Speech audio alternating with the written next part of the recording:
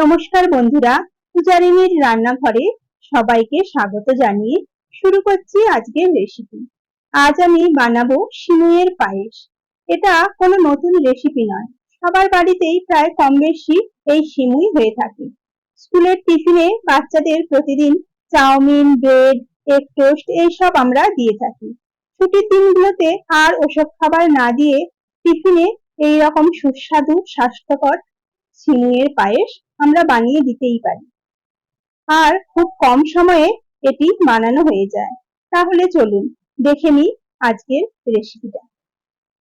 কিছু বিশেষ উপকরণ দিয়ে আজ আমি এই সিমুইয়ের পায়েসের রেসিপিটা বানিয়েছি। আশা করছি খুব টেস্টি হবে।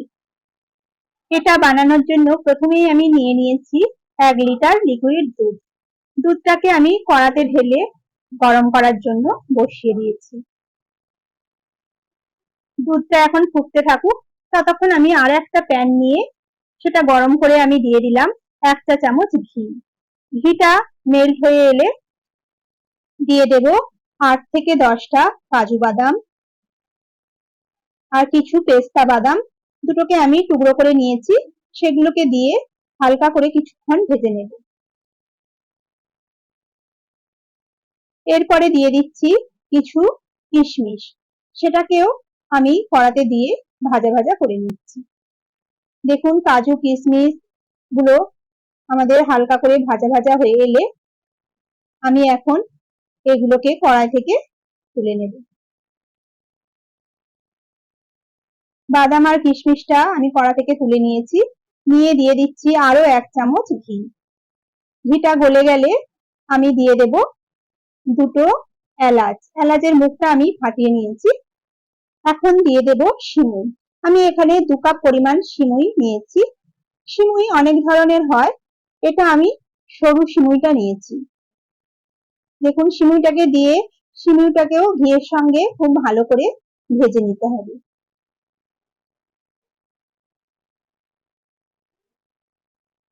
এখন দুধটা ফুটতে শুরু করেছে।